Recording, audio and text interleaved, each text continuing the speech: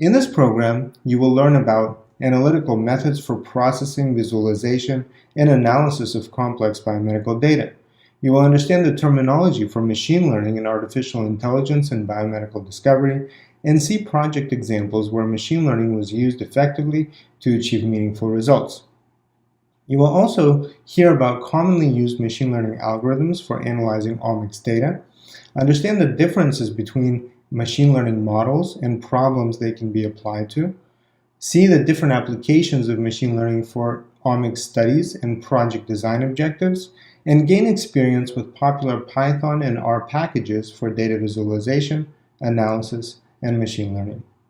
Most importantly, you will learn to use your understanding to work on industrial and research problems of the 21st century: precision medicine, population health, biotechnology, agriculture, and space omics.